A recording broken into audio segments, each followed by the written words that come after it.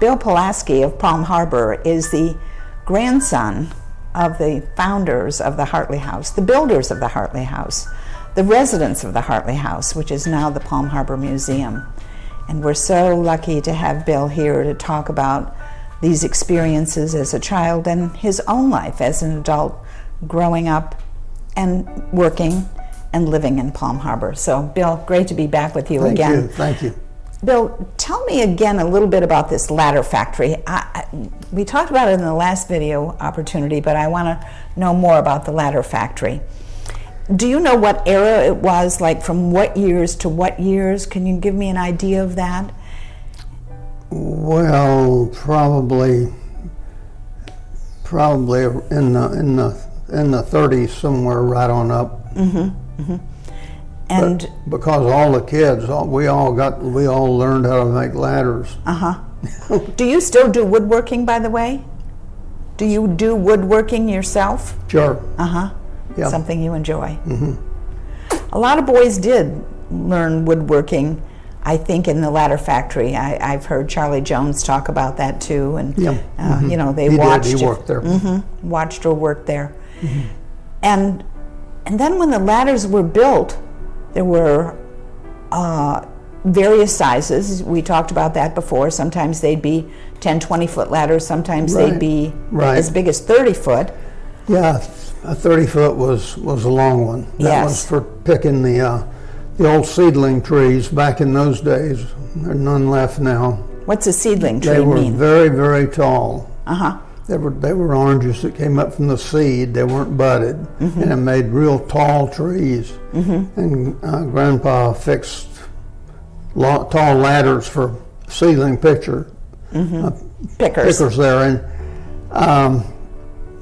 he would attempt to build what the customer wanted. So it might take a year to get it done, but he had a long process, and you know, from hauling the poles out of the cypress swamp and peeling them and curing them and cutting them in half, and then the round material we had to cut out of heart pine and cut it up with a broad axe, then saw it up with a saw, and then put it in the lathe. That was a long process. And then what happened to the ladders? So somebody would put in an order that they had a seedling tree, so they needed a pretty good size ladder, a 25 or 30 foot ladder. Then would your grandfather deliver the ladders, or did somebody come and pick them up, or what happened? Not in my time. He did deliver some. He had an old Model A Ford truck, and he didn't drive it much because he was afraid that people wouldn't get out of his way, and he might have a problem there. But my brother drove it, and it embarrassed him.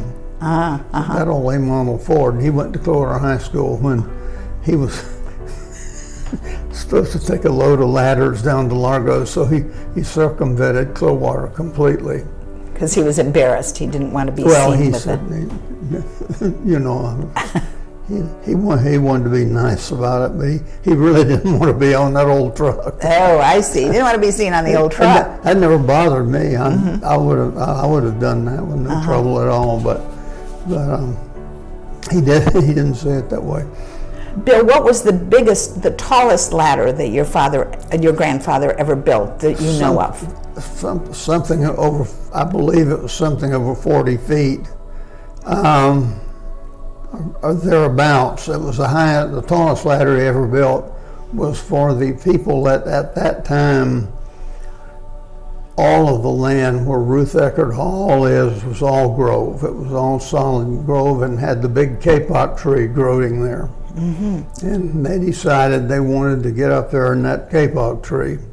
And so they came and asked Grandpa if he'd fix the longest ladder he could possibly build, and he did. My. So I don't know whatever happened to it, or whether they were able to do what they wanted to do with it. I don't know why that tree was huge. I don't know. I don't think 40 feet went too far for him. Right. But he did build that ladder and sold it to him.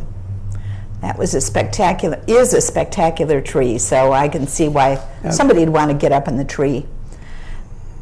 there were a lot of trees around this house too, weren't there? Around the Hartley house. Yes. I mean, wasn't that part of what kept the house cool? Was that there were a lot of trees and woods around here? Oh yes, that's right. The woods came right up to the east side there, and a lot of trees. Of course, the camphor trees. That's the strange thing about the camphor trees. They haven't changed much since I was a little kid. Really? Yeah, my cousin and I played in them all the time, and they must be very, very slow growers. Mm-hmm. But they're still there, and of course, the big oak trees died. There was 2 or 3 big huge oak trees, and they died. And so, do you know what? As far as the comfort of the house goes, you can see the size of the windows. That haven't been changed at all. In the way he designed this thing, as like this room is beautiful with the shape of it and plenty of airflow. Mm-hmm.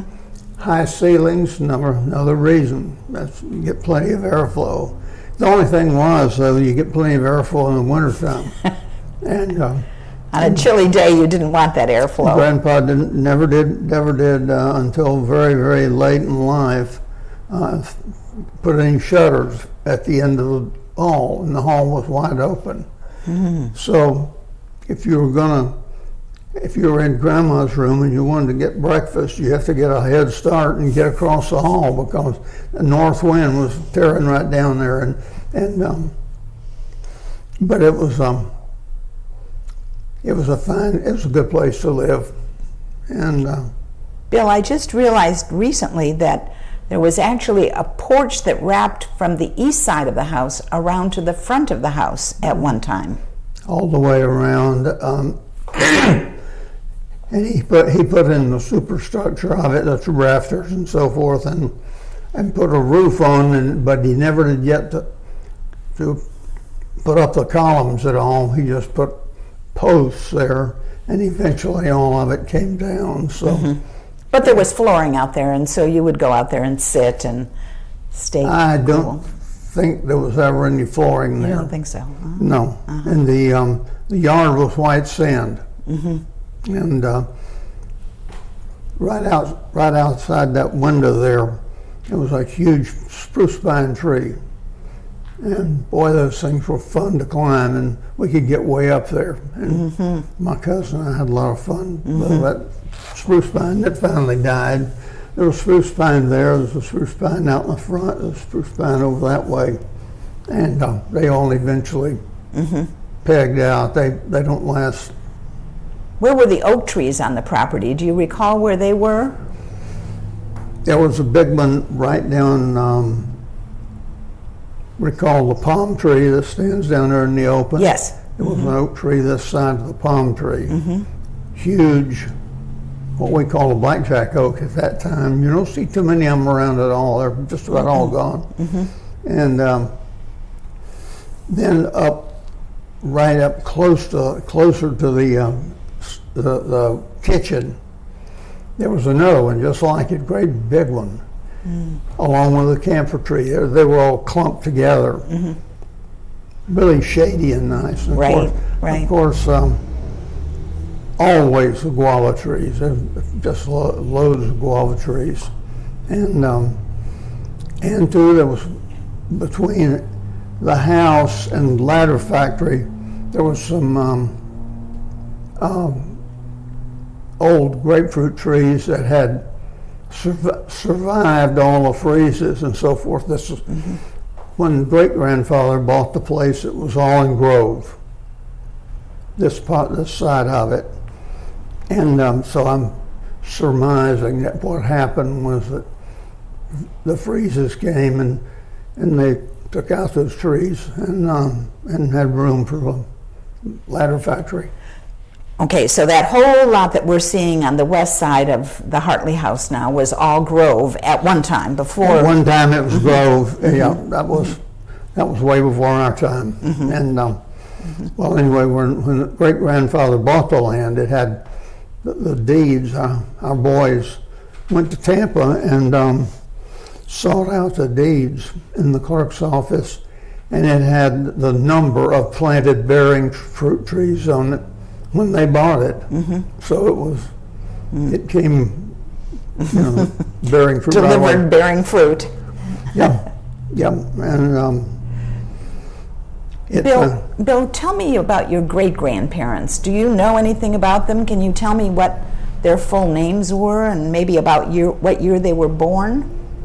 What was your great-grandmother's name before she was married? Do you know that? No, I just know great-grandfather would be Grandpa Thomas Williams' father was James, James Hartley. And there was an uncle, his brother, that was not married, and he was a bachelor, and they had that little cabin. I think I told you the last time about the little Racker house. Right. Mom and Dad eventually inherited to live in. And lived in, right. And his name was Thomas, Uncle Thomas. And what was your great-grandmother's first name? If you don't know her maiden name, do you know what her first name was? No, I just know James. But we've got out in Curlew Cemetery, 4 generations buried. He's buried there, and others. Well, we should walk over there sometime and have a look. Yes. That would be a good discussion, wouldn't it?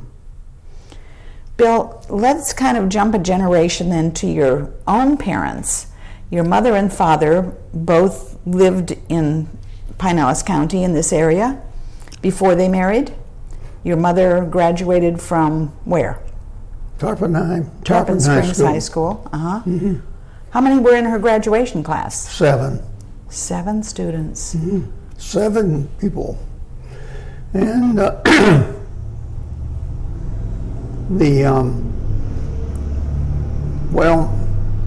before Mom passed away, one of the men, they were very good friends. They were kind of close. You were just 7 people, and he had died before she did. And I remember telling her, I said, "Mom, I read in the paper that Tommy passed away," and she said, "Well," he thought about it a minute, and she said, "I'd like to sing Tommy one more time, and her mind was very clear, but they're. What was Tommy's name? What was his last name? Do you recall? Tom Craig. Craig. A very, very well-known name around Tarpon Springs. Yep. Yeah, he was mayor of Tarpon Springs for a while, I think. Right. But he was right in that same. You could hardly tell whose grade was what because there were just so few people there. And your mother's name was Clarine? What was her full name? Edith Clarine. Hartley, Polaski. And do you know anything about how she got those family names? Edith, where did that come from? Clarine, where did that come from? Don't know. No. Okay. No connection to the family. I don't know. They had their habits for naming people were kind of strange. I recall when our 3 boys were born. We took a lot of pride in giving them family names. And in fact, our oldest twin is Thomas William. And that's after Grandpa Hartley. And the second twin is John Charles, and that's after his grandpa Polaski. I see. But back in those days, I don't know where Clarine came from. It's a pretty name. It is a pretty name. I think I told you that the man that bought our land named a street after her.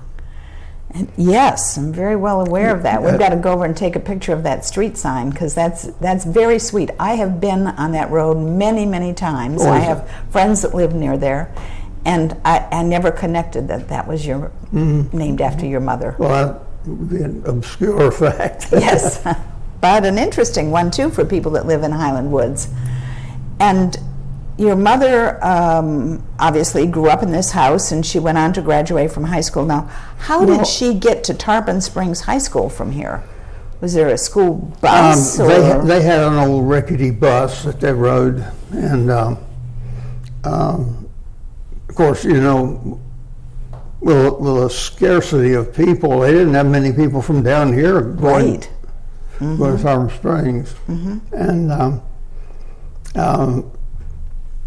but she rode the county transportation up there, and my aunt went to Clearwater High School, and somewhere along the way, I thought I saw a picture of that last night, but I wasn't sure that Grandpa had bargained somebody out of an old T-model Ford sedan for a drive to school.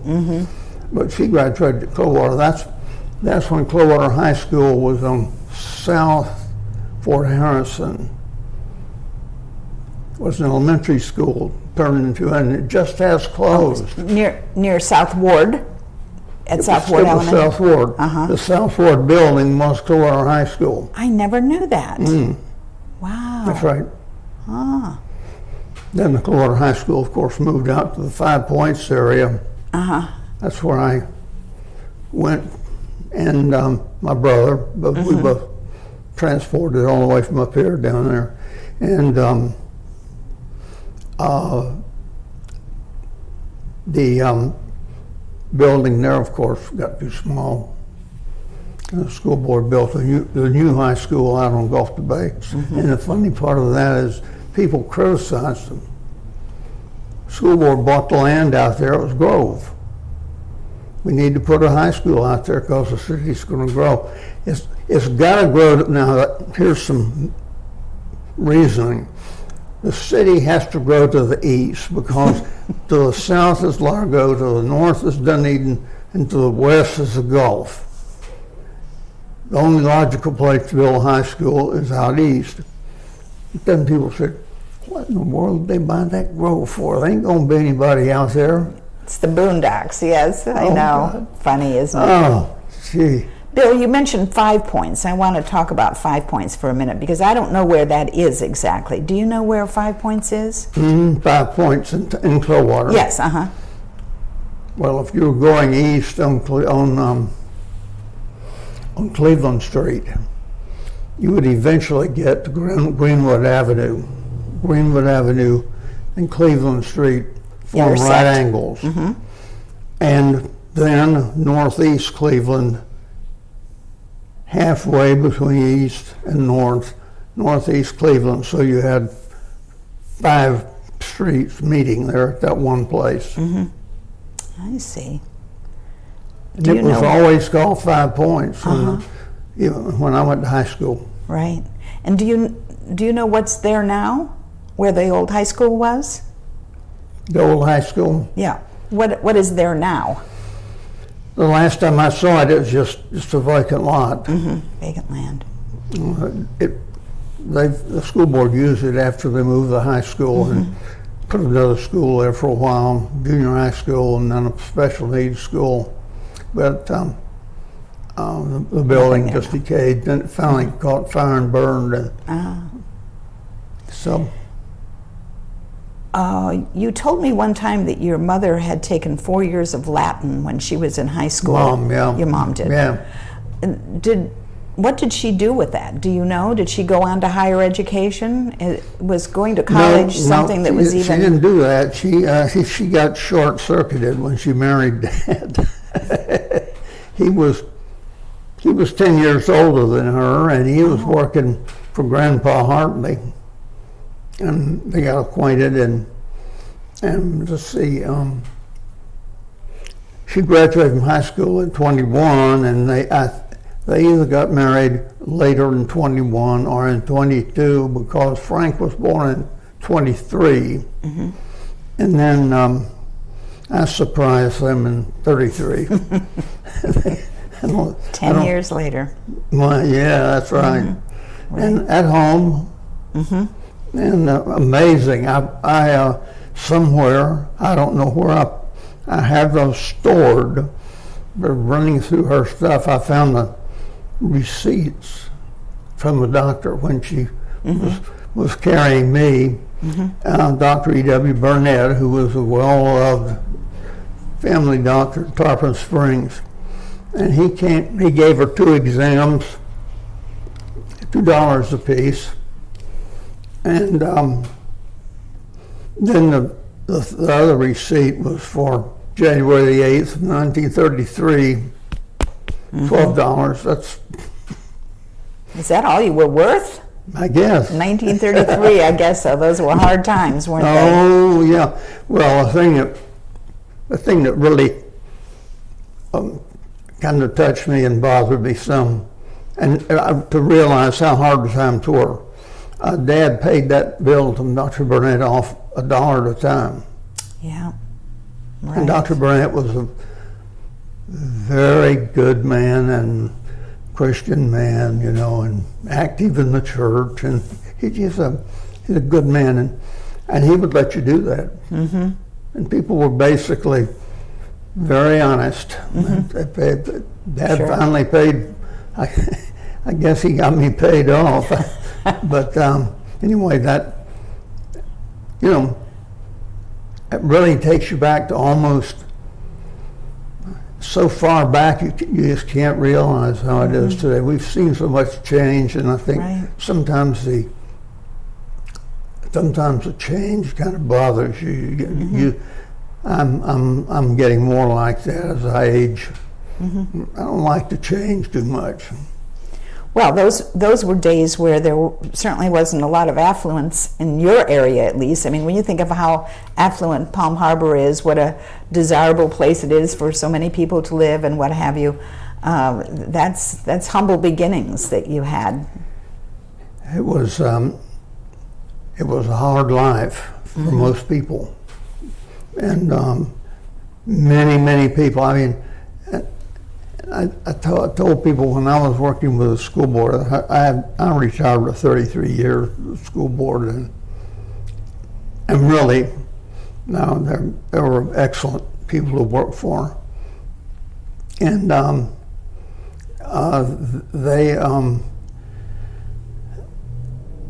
even teachers back then didn't get paid much at all, very, very, very low, and times were rough for everybody. Do you remember what your starting salary was as a teacher?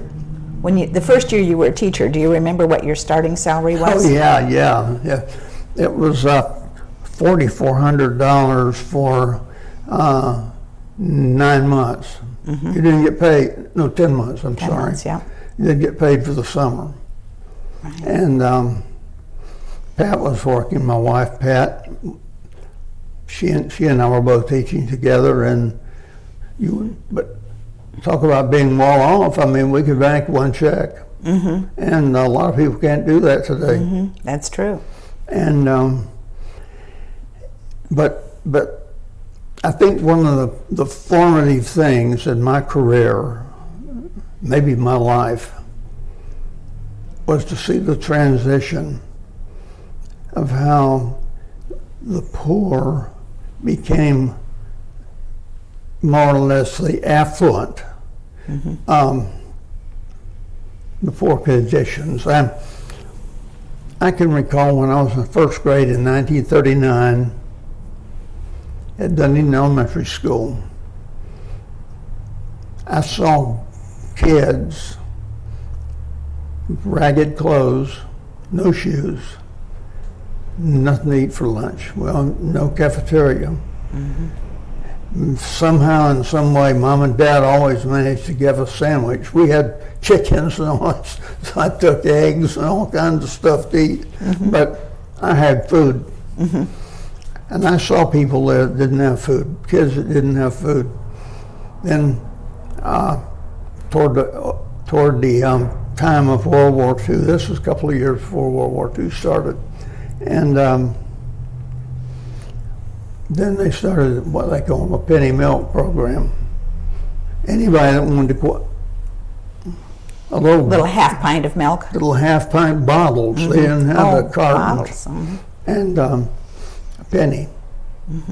So I had something. it was good to have that to go with lunch, and that was available for anybody. But then a year later, they started the free lunch program, and they gave a ticket to all of the. They had to meet certain criteria, and there were so many poor people, and the kid though could get a ticket from his teacher and get lunch, hot lunch in the cafeteria free. Great program. Right. Later on became abused, but at the same time, it really supplied a need because there's a lot of hungry people then. Bill, Charlie Jones told me about that too, how many kids, when he went to Westlake Elementary School, how many kids were, didn't have food and didn't come with a sandwich, and often the teachers shared their meal. They would bring an extra sandwich of peanut butter or chicken or whatever it was that they had to make sure that everybody got fed, because those were tough times. Yeah. I had an experience when I was in second grade. I don't think many second graders would have that experience today. My dad came to the school to get me. The only time I ever set foot in the school, because he told me, he said, "Hey, that's your business." He said, "I don't want to hear about it until we see the report cards." And but he came by one afternoon and asked the teacher if he could get me to come home and pick chickens. Really? Yeah. So I packed up my stuff and we came home, and he had about 10 chickens ready, and we had a washpot full of hot water, and we scalded them and picked the feathers off of them and singed them, and then took them down to a little store in Dunedin, and the guy had ordered them. He bought them. And, Dad needed to get you in a hurry to help out to get those chickens delivered, eh? Yeah, but to leave school, may I have permission to go home and pick chickens? That was something I've never forgotten that. There were probably lots of kids that had to be brought home from school though to do home chores and so on. Yeah. Let's get back to your parents just a little bit more, because I love talking about them. And we have a picture of your mother's diploma, and that was lovely. Did your father graduate from high school? No, he went to Curlew. Curlew had an elementary school it was right north of where the hospice is today. Oh, okay. Yes, on Westlake Road. Yeah, it was a small school, and before that, they had one that was out in Orange Grove that was made out of, was a frame house, somebody's house, I guess. They turned into a school. And he went, and he always said that he finished the 8th grade. And just didn't have the opportunity to go. Well, he had the opportunity, but he didn't take it. He didn't. He probably could have made it through high school. And but much of the guys, they just drop out and start picking oranges. And where did your father grow up? Did he grow up here in Pinellas County? Right here. Mom and Dad were both Gold Star residents. What does that mean? Well, that was about a citation that was given to lifetime residents of Pinellas County by the Pinellas County Historical Society. I don't know if that's even an entity now at all. It is, but I didn't know about the Gold Star program, so I'm glad you mentioned that. They both have certification as Gold Star residents. And all of us, well, my brother, of course, he went into World War II and got college, and then moved away. He had a job that moved all over the country, but I'm the old homesteader boy. Bill, tell me about your own education. You went to elementary school at Dunedin? Dunedin Elementary School. And yes. Where was that? Where was that elementary school? The old school was located, I think now it's a parking lot, I'm not sure, but it's where the sheriff's headquarters was. Oh yes, okay. For many years, and I don't know that. I guess the building's still there. Yep. But that area right there is where we had one grade, one class for every grade. And so that was through what age level or what grade? 1 to 4. 1 to 4. And then where did you go? Then we went over to the Dunedin Junior High School building, which is preserved now historically, and is still there over on Milwaukee. And I went from the 5th grade to the 8th grade. Yes. 9th grade. Ninth. 9th grade there. And then to Clearwater High School, 10, 11, and 12. Graduated in 51. Went to St. Pete Junior College. That's back when the school board controlled it. And it was the place to go when people didn't have any money. And goodness knows it was in short supply still. But was there a campus in Tarpon Springs and Clearwater then? What? Was there a St. Petersburg College campus in Clearwater and Tarpon Springs? Just on the Near Drew Street? 5th Avenue North in St. Petersburg. Oh, you had to go all the way to St. Petersburg. Yeah, they ran a bus all the way from Tarpon Springs to St. Pete. Wow. I rode it every day. So you graduated from St. Petersburg Junior College, which of course is now St. Petersburg College. Right. And then what? Then I went into the service for 3 years. Army? Army. Oh yes. And after getting out there, I had the of course that was right at the end of the Korean War, and I had the Korean GI Bill. I came back. Well, I don't really feel like traveling much anymore, so I decided to go to the University of Tampa, and I stayed over there during the week, drove home on the weekends, and that worked out real well. And during that time, I met Pat. She was already teaching. She had finished Stetson University. She worked her way through college because she was in about the same financial condition. We weren't well off, and but she managed to work her way through. After junior college, she went to Stetson, and she was teaching at Palm Harbor Junior High. I mean, well, it was called Palm Harbor School then, and so we had known each other a little bit in junior college, but then we kind of got together back when I got back from the Army and started University of Tampa. And you graduated from the University of Tampa with a University degree? Of Tampa, yeah, 59. No, 59 was it? Yeah, I guess it was. No, yeah, that's right, because we got married the day after I graduated, so. Oh, it's a good thing you remember your anniversary year at least. Oh, yes. And then I got a job teaching at Dunedin, and she was teaching at Palm Harbor, and we said, let's take our summers in North Carolina. So we enrolled in Appalachian State University and finished our master's degree there in the summer. Good for you. And then as soon as we're through with that, before Pat had actually, she had one more term to go, and the twins had been born, and we took the twins to North Carolina so she could finish college, and I took care of the twins while she.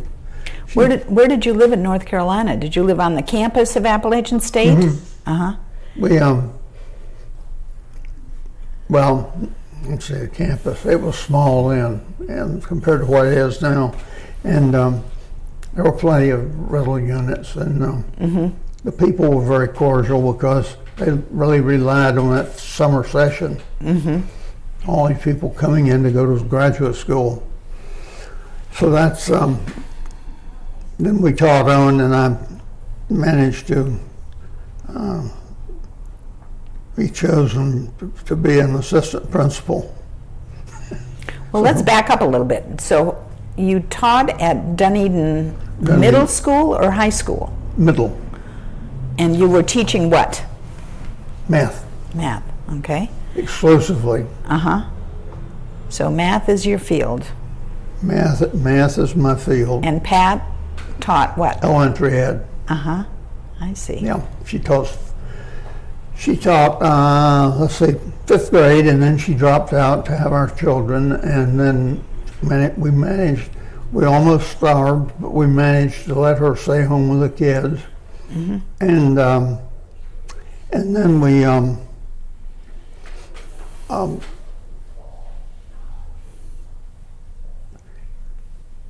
she, after she stayed on with the kids, then she got back in at Palm Harbor and taught 2nd grade then.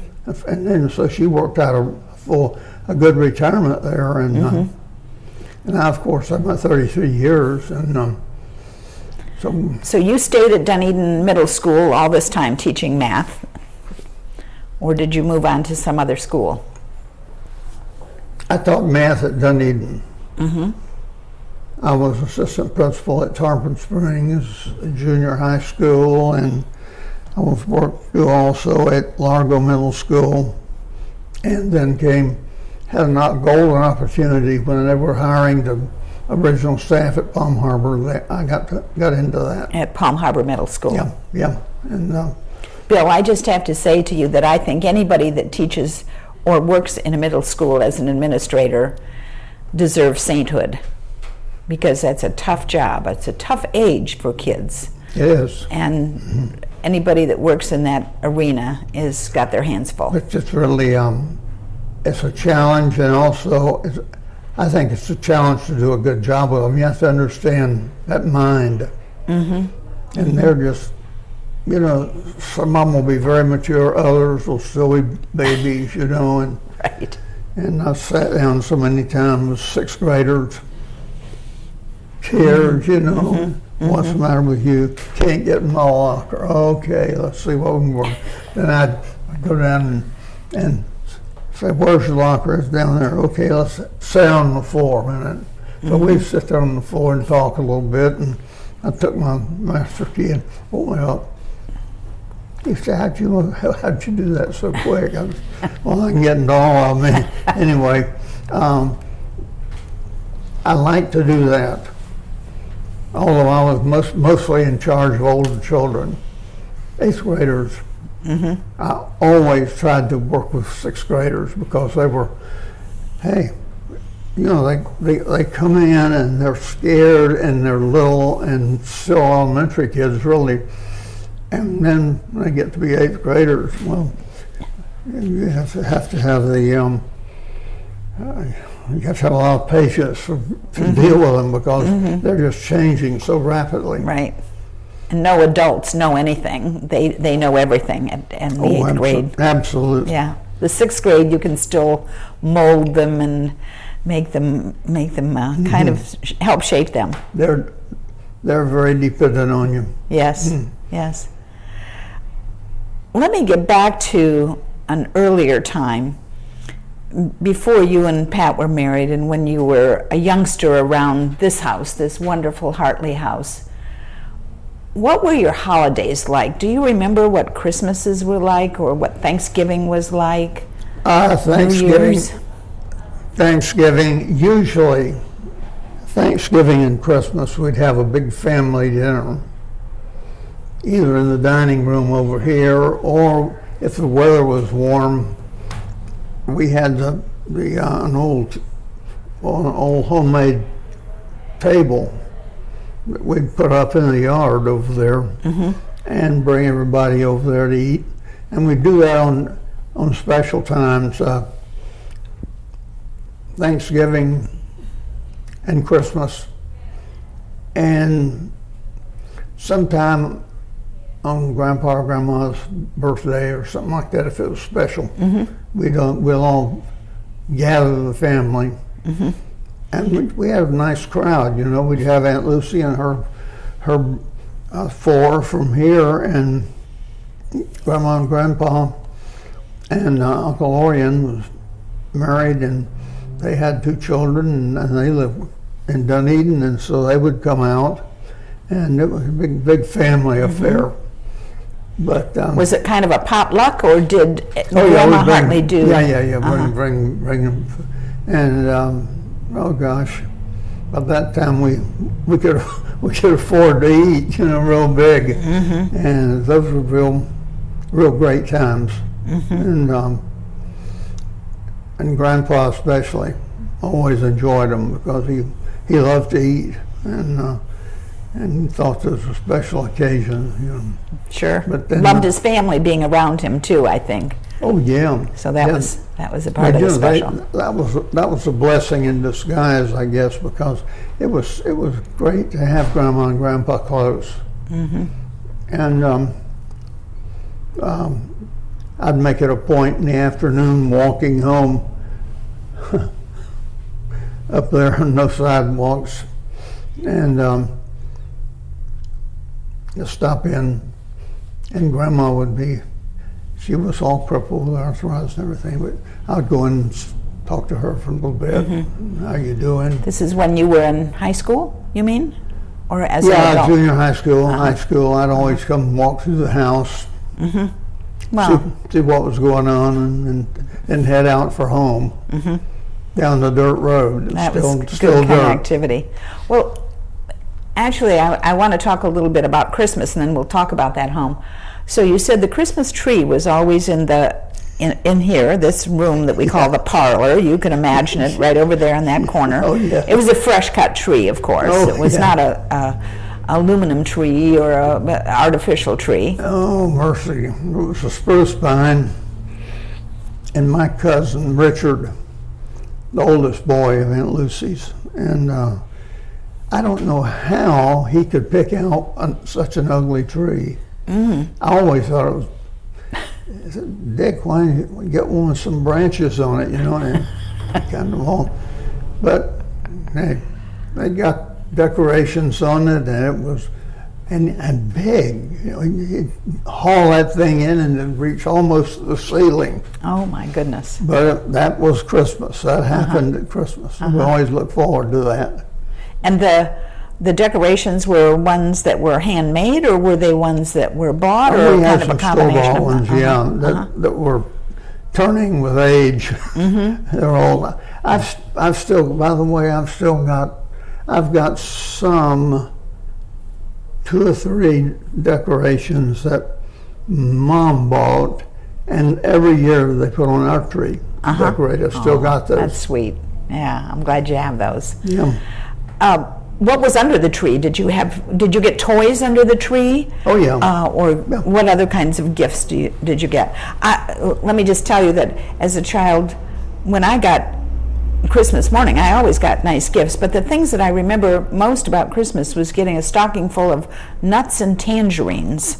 Tangerines, the smell of tangerines always reminds me of Christmas, because that was a treat to find in my stocking. Yeah. Yeah, we get that, and that made it special, because you didn't get those things during the year. Right. I mean, it's Christmas, so you got candy and nuts and fruit and all kinds of stuff, and then you could really, wasn't any restrictions on eating it. You could eat whenever you wanted to, and it was just generally a happy time of the year. What was the best holiday of the whole year? Do you remember one that particularly I'm not saying a particular holiday that you remember, but what did you always look forward to most of all? Oh, Christmas. Christmas, Oh yeah, yeah. Some have told me the 4th of July was a big time here, that a lot of people had picnics and went down to Wall Springs or the waterfront and played with boats and. Yeah, a lot of people did that, I think, and but we never did participate in that type of activity. I guess we figured there was we were kind of isolated out here in Curlew. That's the name of the community, was Curlew, and there just wasn't that many people. Right. And but when we gathered the Hartley clan together, we had a nice house full.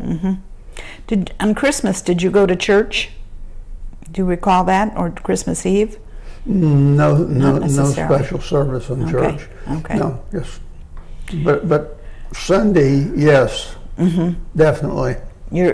We have a lovely picture of your grandfather and your grandmother dressed and ready for church with the Bibles in their hand. Now, where did they go to church? Curlew United Methodist. It was an old wooden building. Interesting too, because I remember as a kid sitting there watching. The walls came up this way, curved in and straight across, and no screens on the windows, and it would be hot and sweaty in there in the summer. And I remember sitting there like this, and I'd watch the dirt daubers building their nest. You know, and when they did, they sang and made a noise, and you watched them, and it was so high up, I guess nobody could Get up there and clean it out. Yeah. Yeah, but that was church. That was it. That was where we went. That was where Grandpa preached occasionally, and we had an old. Couldn't afford a preacher full time, so the Florida Conference would assign Palm Harbor. Well, you're going to go to Palm Harbor Methodist this year, and but you're going to preach twice a month out at Curlew. So we flip-flop Sunday school and church. I see. So that's why your grandfather sometimes stood in and. Oh, he'd would if they asked him. Yeah. And how did you keep cool in the church? Did you have those hand fans or? hand fans. Right. Vincent Funeral Home on the back. Yeah, right. Yeah. That's true. Yeah. Okay, so let's talk a little bit about your house that your parents built. Yes. So this is on the corner we're on the corner of Belcher and Curlew. So they built. What did they do? How did they get there? How did they buy the property? Tell us about it. About a quarter of a mile from here, straight south down what is now Belcher. Dad bought 5 acres there, and Do you know how much he paid for them? yes, $40 an acre. Wow. And and he didn't have any road in there, but he knew this was a range line, and he said, you know, his dad was pretty bright, you know. I always told him, I said, you know, you're smart. You don't. The only problem, you didn't have an education, but that doesn't mean you're not smart. Right. And he said, you know, one day that's going to be a big, busy 4-lane road, and we'll cut us a trail in there and get Grandpa's mules and plow it good, and so we can get in and out. And he's planted a little 3-acre grove in there and cleared all the land by hand. Grubbed the stumps, cleared the palmettos all by hand. Wow. And then he plowed it up with Grandpa's mules and burned the stumps. And then he said, well, we have to get out of that house down the road there, that Grandpa's house there, a little tenant shack. And they want to get on their own. They want to be on their own land. And so they went to a sawmill. He went to a sawmill and got a bunch of old rejected lumber. You know, they'd cut it wrong and things, throw it out. And he got a bunch of that and put up a small building over there and boarded it up. And they had every intention of moving in. And boy, I'm telling you, thick woods all the way around there. Didn't bother them, didn't bother Mom. And my brother was about 8 years old. And So this was before you were born. yeah, Okay. and then Dad hit a windfall before they could move over into that slab shack that they had made. I shouldn't call it a shack. That doesn't sound good. But it wasn't a house. It stood until the subdivision was built, we used it for a garage and a barn for the tractor. And but Dad got $1,500. Boy, back then money was money. $1,500 bonus because he was a World War I veteran. Oh my. The government sent those $1,500 checks out. And he took that, got the lumber, hired guys where he had to, and he parlayed that $1,500 into a house that was fit to live in. Mm-hmm. Nice flooring, windows, roof, some partitions. He hadn't finished all the partitions. In fact, he hadn't finished the partitions when I started the school, but he eventually got it all done. And but that was our house. Mm-hmm. Well, you know, nothing gives you more pride than have your own home. Right. And so did it face onto Belcher, or was it sort of back off the roads in the woods? It was right up on Belcher. Mm-hmm. In fact, when excuse me, when Belcher Road was opened, the county came by to show you how nice they are. I mean, you treat people right, and they'll respond. Mm-hmm. So, Dad had passed away, and when they were going to 4-lane Belcher Road, and the right-of-way agent came by and he said, "Well, you got 30 foot. This is going to be a 100-foot right-of-way. So really, we need to buy 40 feet from you." So Mom wanted me to do it, you know, and so I negotiated with the guy, and he was a very nice man. And everything he offered, I just thought, hey, this is fine. Mm-hmm. I mean, why do some people get mad about right away because treated us fine? And then, they kind of hit a hiatus. There was something where nothing much was going on, and land values were popping up and down. So the right-of-way agent, they got things settled down to get and finished obtaining right-of-way all the way through from Main Street, 580 up to 580 up to Curlew Road. And right-of-way agent came by and he said, we got a problem. I said, well, what's the problem? He said, you're the only piece of land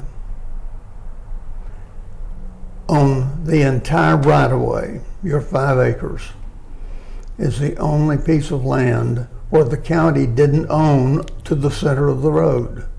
Oh. He said the county never paid you for that right-of-way. And he said, of course, the county has maintained the road, and which they had, and he said, we could get this certainly by going and have the judge sign peaceful possession. And but he looked at me and said, he said, we don't do business that way. And he said, we'd like to offer to buy your right-of-way to the center of the road. And for a negotiated price, it wasn't as much as the other, but he didn't have to do that at all. He could have had it free. And but they wanted to make sure it was right. And so Mom suddenly came, well, my goodness, I took some money down and got her a couple of CDs, and that was back in the years where they were paying big interest, and she was she felt good about that. She said, well, I've got the money here. They're right there in my checkbook. All right, yeah. Right. You have. Thank goodness for the county. And this I said, the right-of-way agent is really a fine guy. And they always have been, you hear a lot of war stories about people. Oh, they didn't treat me right and all. The county has always treated us right. We have no complaint whatsoever. That's good. Especially the Board of County Commission, the county commissioners. So down Belcher Road, how close was the house to the 4-lane Belcher Road that they built then? Did did it feel like you were right on the street or what? It cut off some of the front yard, and that didn't bother me because I was having to mow it all the time, and so I said, well, that didn't bother me, and it didn't bother Mom because when she was there at night or during the day, she was like me. She was deaf, so all she had to do is turn her hearing aid off, and she couldn't hear any traffic. Good, so it didn't bother her. So anyway, that was a happy chapter. She was very, very, very happy over that, and got to use some of the money to improve her home, and that was nice. Yes. Help take care of her in her older years. Oh yes. Yes. The rest of the property, you built the house, but then what was the rest of the property? You said there was some grove on it, and there was some woods on it, and so what happened to it, and how did it all evolve after Mom and Dad were gone? The real far east part of the property was still what we call white sand scrub, and it wouldn't grow fruit trees, but Dad could only get in about 300. Maybe not that many, maybe 250 trees. I don't really recall how many he had, but he worked those trees for all his life, and they were right. And eventually, you boys inherited that piece of property, yes, and that's right. Then that's when Highland Woods was developed, the subdivision that has your mother's name on one of the streets. Right, right.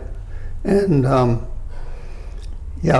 and Mom had passed away, and Frank and I were getting older, and we were hoeing trees, and that's when they had that big spread about us in the St. Pete Times, and we were working hard, and I'd go over there and have to drive the tractor and do the grove work, and then we hoed orange trees and pruned, and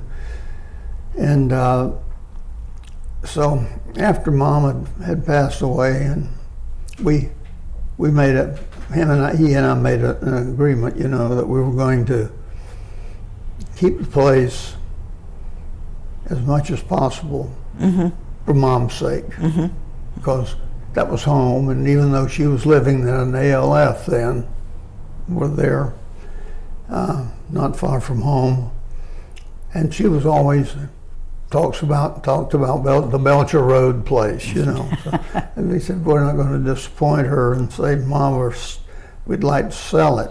So everything just went along cool until she passed away at the mellow old age of 95. So she had a good, long and a good life, and so then it wasn't,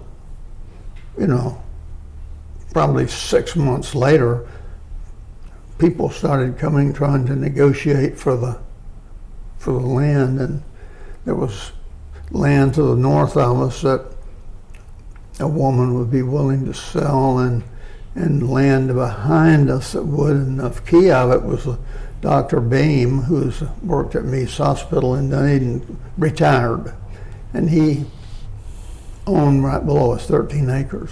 And he told us one day, he says, you guys ever think about selling? Yeah, we talk about it. He said, if we got all this land and lumped it together, somebody's going to buy it. And he did.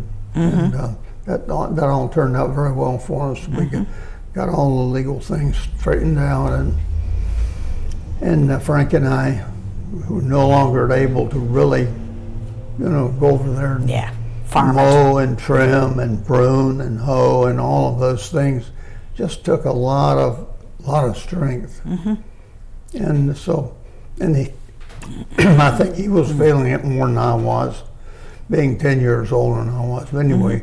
We very peacefully settled that because we thought it was the right way to go. Right. Very good. Bill, Is there anything that you want to talk about that we haven't had a chance to talk about? You've had such an interesting life. Well, I can't recall anything right off of the top of my head, but I would say this, that although through the the stories that we've shared here, I think maybe some folks would say, boy, that was a kind of confusing life, and it was a tough life, and golly, you went through, I was born when President Hoover was president. That's okay. Because back then the president was seated in March. I was born in January. So President Hoover was finishing out his term, and President Roosevelt was elected. And so, and then of course starting World War II, and my brother getting drafted into the Army and not knowing where he was for a while, all these things mixed together. And some people say, well, that was a tough life. Well, we didn't know it because everybody else was having a tough time too. And we'd go to Dunedin Elementary School. We didn't have anybody showing off, boy, my dad's got a better job than yours. Never. No one would say a word about that because there were too many people out of work, and it was a time that really tested, I think, family strength. If you had the strength and the courage, and many people did, to see it through, then it turned out well. But you can remember the anxieties of war and that sort of thing. We lived all through that, and certainly to the point that never had let affluence really influence our family too much. We all we wanted, I think, was a good place to live and good community, and we got that, and so it's been a good life for us. No doubt about that. So what do you think your family's legacy is in Palm Harbor? Well, the family, the Hartley name, more than Polaski.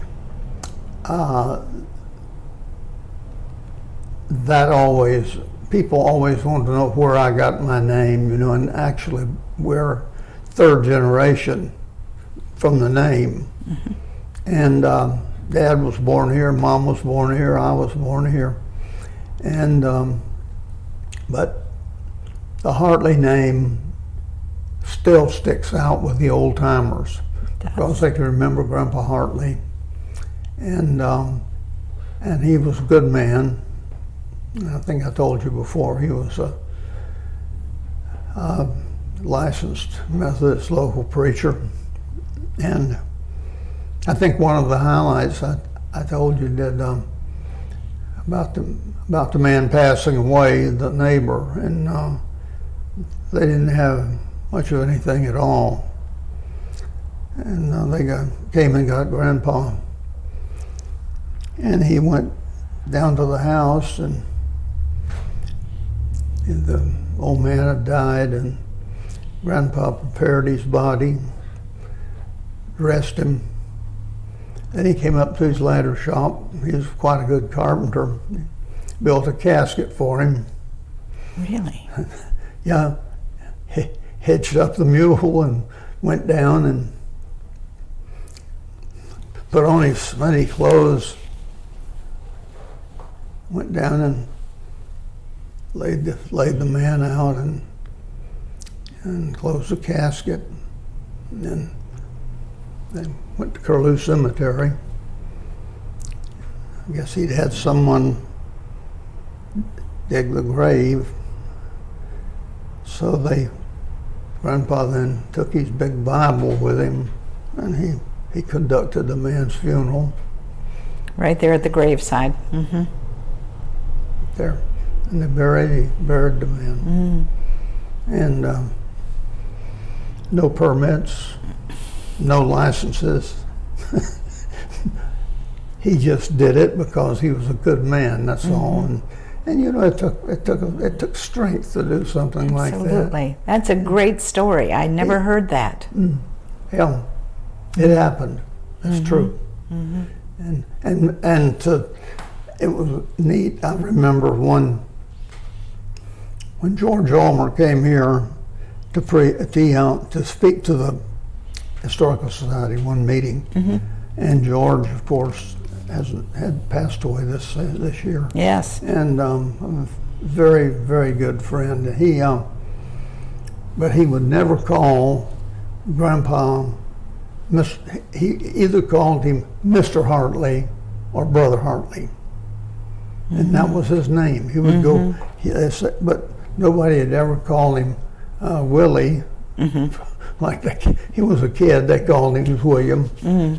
I managed to dodge that, but they called him Willie Hartley, but he outgrew it. But what did your grandmother call him? Do you recall? No, I don't think. Daddy. Only thing I remember. Now, Daddy, why did you do that? Why did you spill that on the floor? You know, this sort of thing. Giving him kind of a rough time, and Grandpa sit there. Never changed his expression. Everything right over his head. One final question I have about him is, why was he called Judge Hartley? Was he actually a judge? He was a justice of the peace. And what did that mean? We don't have justice of the peace anymore. Well, you here have in the districts. Palm Harbor. The county was divided into districts, and each district had a justice of the peace and a constable. And this was in addition to the county sheriff. I see. Yeah, and the county sheriff had about half a dozen deputies for the county. And we had one deputy sheriff for northern Pinellas County, and the constable was in Tarpon Springs, I think. I don't recall who served as constable when Grandpa was justice of the peace, but anyway, he served in that capacity, and that name stuck. I always liked it because it's a little bit of an honor for him, because he handled some cases in his time, and but the judicial system has changed quite a bit since then, you know. But that's Judge Hartley. So what did the justice of the peace do? Did they marry people? Did they take traffic fines or other kinds of things? Even to the extent that up until the time that Pat was starting to work, and they still had a justice of the peace at that time. And the Florida Highway Patrolman, if you had a traffic accident, he'd take you to the justice of the peace. I see. And the justice of the peace would decide what to do. So where did your dad granddad, did he kind of hold court in here? Would people come in here to talk to him, or do you recall? I don't have any idea where he had his headquarters, but in the end of the dining room, he had a great big roll-top desk. Of course, the top didn't roll anymore because he was too full of junk. I mean, there's stuff in there and papers and all kinds of things like that, but I don't know if folks came here or what, how that was managed, but